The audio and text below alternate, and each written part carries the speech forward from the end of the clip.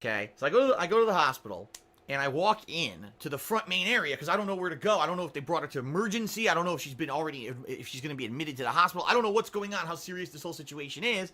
I have no idea. Okay. Fly Eagles Fly. Shout out to Fly Eagles Fly, who just did just subscribed to the channel, actually. Thank you, Fly Eagles Fly. I appreciate that. So I walk into the hospital. There's an information desk. It's completely empty. There's no one sitting there. You can tell there's 4 chairs, no one there. I guess because it's Sunday, no one works at this hospital or whatever. So I'm looking around. I'm pacing back and forth. What do I do? Who do I talk to? Finally, I find a phone. It says, "Oh, lift this phone for information." Okay, I pick up the phone. Hello, is this who is this? Can you help me? You know, my girlfriend, I think she's in the hospital somewhere. And they're like, "Oh, okay, what's her name?" I give her the name. Like, "Okay, she's still over in emergency, so go this way and go to emergency." Okay, would have been nice if, you know, there was a fucking human working instead of me having to find a random phone that was hidden in this hallway. So, okay. I go through this lobby, I go to the emergency. So, again, I walk to emergency, now there's a line, and I'm like, well, these are people who are hurt, what do I do? So I get in line, but I'm looking around. I wait in line for like 5 minutes, and I realize to my left, way over here, on a tiny little sign, not even like apparent, little sign, it says, "Visitor check-in." I'm like, wow, if only there was a big fucking sign so everyone would know where to go when they walk into this hospital instead of this tiny rinky-dink sign you can't even see from the front door. So if I get out of the line I'm in, I go over there, talk to a security guy, you know, makes a copy of my license, checks me in. He says, "Okay, she's down there. She's in room 28. I said, "So what's the deal?" He says, "Well, it says here, you know, she had another anxiety attack." Well, not another, because they don't know that she's had them in the past. He says she had an anxiety attack. Apparently she's drugged, and she's in this room awaiting a doctor to kind of either come in or whatever. I guess a doctor coming in to check her out. Or no. Actually, I take that back. He said, no, he did say that. He had told me there was a doctor that was checking her out or something like that. And I was like, okay. So, I walk through, I go all the way to the back of the emergency area where they've got her in a room, and I go in, and she's conscious, but she's kind of loopy. You could tell they drugged her or something, because she wasn't, no panic or nothing, you know, no anxiety or nothing. She was just like, oh, like loopy like this, right? So, you know, obviously say you're okay, you didn't fall, you didn't hit your head or nothing, right? No, just, you know, it happens, it sucks because it happens every once in a while, and now this is the worst one she's ever had, so maybe that she has to go see, you know, her doctor and try to get some kind of thing to take care of it, because the bottom line is with anxiety attacks, they suck. The reason that they suck is there's really no way to cure them, okay?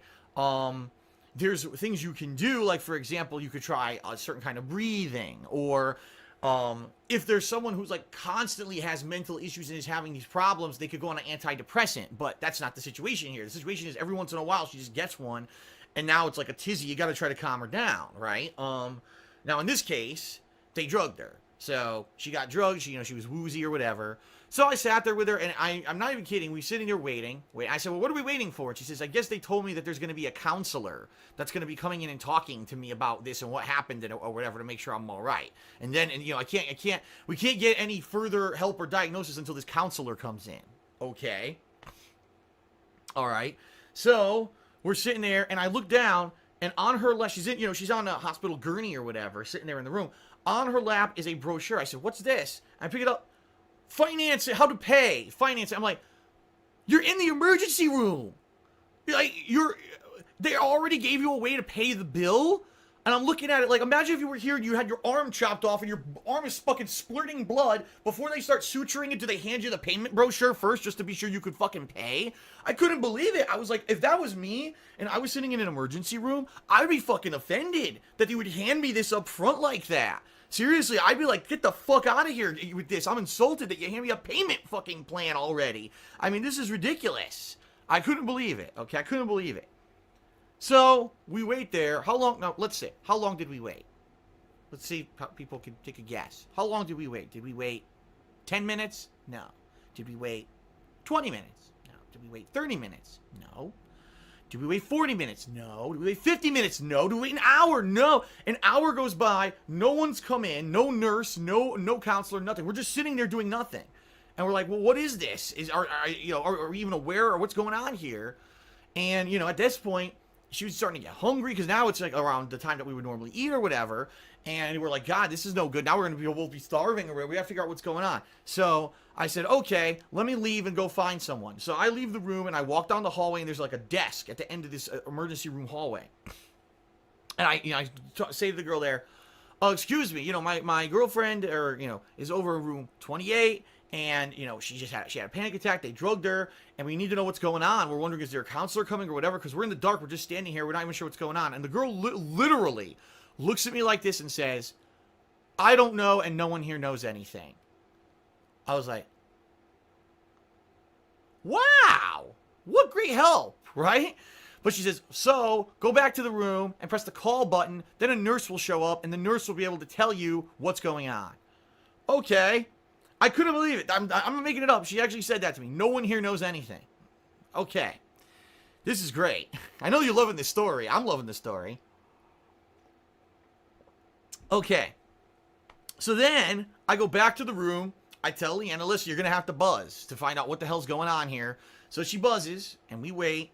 And we wait. About 5 minutes. It wasn't too bad. Nurse comes in. Woman, she says, what's wrong? What's going on? And Leanna says, well, no, she's so groggy, so she can barely talk. She's like, oh, nothing, I just want to know what's happening here. Is, are we waiting for a counselor, a doctor, or whatever? And the woman looks at us with, like, a look of scorn, right? A look of scorn. She's like, you've only been here, like, an hour and a half, and we have other patients. And I'm like, what kind of fucking place is this? Like, you're going to talk down to a patient who's been waiting an hour and a half, and no one's come in to tell her the status of what's going on? And she asks, and you get angry? And I'm like, what the hell? So I said, listen. I said, we're both hungry. She needs food. She hasn't eaten today. So the woman says, okay, I'll go get you some food. So she leaves. She comes back with a turkey sandwich. It's like turkey on rye bread with a piece of lettuce and a piece of cheese and like a packet of mustard and a couple saltines and a apple juice and like a little... The apple juice looked like it was like a yogurt cup. I've never even seen apple juice stored like that before. And a string cheese. Now, Leanna hates string cheese, and Leanna wasn't super hungry for like a sandwich, so she ate some saltines. Good, she got something in her. And there was water there too. I gave her water. She didn't want the apple juice. So we gave her the apple juice or whatever. All right. So now we wait again. We're waiting and waiting. So anyway, I forgot to tell you, before the nurse left, she said, the counselor is coming. You just have to wait. You have to wait because there's other people here. I'm like, wow. Thanks. How long did we wait for the counselor? What do you think? Did we wait an hour and a half? Yeah, well, no, longer than that. We wait an hour and 45 minutes? No, okay, maybe we waited 2 hours? Yeah, no, longer than that. Almost 2.5 fucking hours we sat there, okay, waiting for a counselor to come into the room. The counselor was an elderly woman. You could tell she was probably in her 60s, white woman, comes in with 2 pieces of paper. Okay, she comes in. Hi, how you doing? Are you in pain? No, that's good. You're still having anxiety? No, that's good. Okay. They gave you some drugs, right? Yeah, okay, that's why you're calm. That's why you're woozy. It's because you're on the drugs. So here's 2 pieces of paper explaining what anxiety attacks are. Have you ever had an anxiety attack before? And I'm like, so they admitted her. Well, they didn't admit her. They bring her into the emergency room. They administered a drug, and no one even asked her when she was brought in anything at all. They had no basic information whatsoever about this thing. She'd been sitting there for 2.5 hours. She might have been having a life-crippling anxiety attack where she's gonna fucking, lose her mind and be mentally lose her shit. And she comes in and asks, did you ever have an anxiety attack before? She's like, yes. Are they usually like this? Well, I have them, but this is the worst one I've ever had. Oh. Well, do you have a doctor? Yeah. A primary care physician? Yeah. Well, we recommend that you go see your doctor then. I'm like, oh my God, are you fucking for real? Are you fucking for real? Okay. Then she says, so, there are different ways that we can help with stuff like this. Primarily, what it is we recommend you don't take any drugs at all. You just wait it out, okay? Now, obviously, just waiting it out doesn't work in the situation that Leanna was in, to the point where they called the paramedics. The paramedics recommended drugging her. So this woman is obviously a fucking buffoon, okay? So then she said, so typically you should just wait it out, but there's other ways you could do. If it's something that happens all the time, then you could do antidepressants, and that's a long-term medication. But since it doesn't happen all the time with you, usually we just have this, what we call kind of an emergency pill, where if you ever have a bad attack, you could just pop the pill, almost like an EpiPen. It's like an emergency issue where if you have an allergic reaction, you pop yourself with that EpiPen and it solves the problem. So same thing here. You have a problem, pop the pill, right? And it'll cure the problem or whatever. But obviously she goes, but we don't recommend you do that all the time because as you can see, you are tired and loopy and you don't want to be that all the time, right? And I'm like, this is the most like stupid, what's the word I'm looking for? Patronizing woman I've ever heard in my life. She's given zero useful information whatsoever, and we waited 2.5 fucking hours for her. Okay? By the way, I'm not done yet, but I want to give a shout out to Smart Weirdo 95 who did a 2,000-bit cheer. Thank you, Smart Weirdo 95. He says, I've been watching since I was in middle school, now I'm in college. Thanks for entertaining me over the years.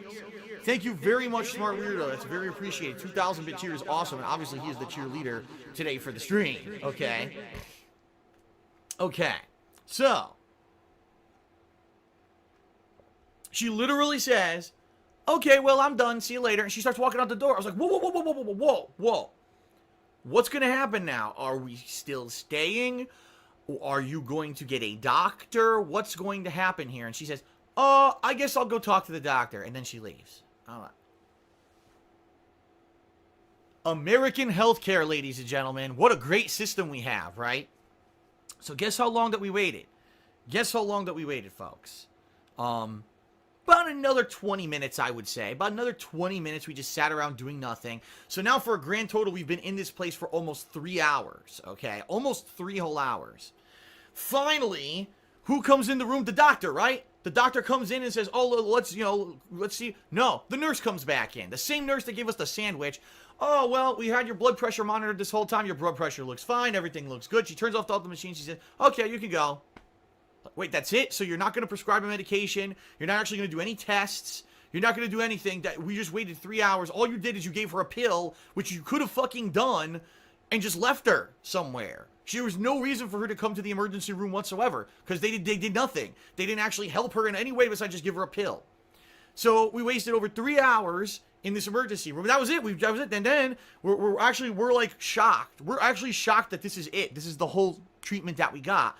So we're walking towards the front of the hospital, and there's this area here that says, if you are, being, what's the word? Discharged, you have to stop here. So we stopped there, and the woman, and she looks around the corner, she says, hi, she said, well, did the nurse give you the paperwork that said what you're here for? And we're like, yeah, here's the paperwork about anxiety. Okay, bye, see you later. That was it. So 3 hours in a hospital, in an emergency room area, nothing whatsoever useful was done whatsoever to Leanna. The drug that they gave her to help her was an hour earlier. That's American healthcare. Now, by the way, I guarantee you, we don't know what the bill is because we don't have it yet. They're going to mail it, obviously. I guarantee you it's going to be like $1,000. I'm not even exaggerating. I guarantee you that bill's going to fucking show up, and it's going to be anywhere between $500 to $1,000. I guarantee it. Yeah, she has insurance. She actually is covered in insurance because she's already under the plan of her mother. That's what was one of the things that Obamacare actually helped with, is that it allows people who are young enough to be covered up to the age of 26 under the health insurance plan of their parents. So she's still covered under her mother. But I guarantee you, we're going to get a giant bill in the mail. For nothing. For a pill. They could have just handed her the pill and said $80 for the pill or whatever. But instead they had to bring her to the fucking hospital and they did nothing. They literally did nothing to help her. And now she's going to get a giant bill. So there you go. Isn't that a great story, ladies and gentlemen? Isn't that great? I mean, it's just such a great American healthcare system, right? So now she's zonked out. She's sleeping, in the room because of, everything. She's still on the pills made her all loopy or whatever. So, and we did, on the way home, I stopped and we got food. We grabbed like chicken sandwiches and we just ate them and now she's sleeping. So that's what happened. Unbelievable. Like, oh my God. The thing is, I know if this ever happens again, I'm going to tell them, you are not allowed to bring her to the hospital. No, you get no permission to fucking do it. You can't give her a pill. You want to give her a pill. And that's it, because you're just going to waste our time again. You didn't help us at all. What I thought, when they said counselor, I thought they were going to have like an actual psychiatrist or counselor come in and talk, and let's talk, maybe I can talk it out and help you with some of your stress or your issues, or maybe something happened at work in particular that you can talk through that could help you so that you can get that stress relieved and it doesn't happen again. That was the biggest joke I've ever seen in my life. She could have been, that woman could have been anyone. That woman could have been the fucking janitor that just walked in. Who knows? Because she had no knowledge besides what she had on a piece of paper. And by the way, the article, and this is not even an exaggeration. This is not even an exaggeration. The article they brought in about anxiety was from 1996. A 21-year-old outdated article from the Mayo Clinic about anxiety.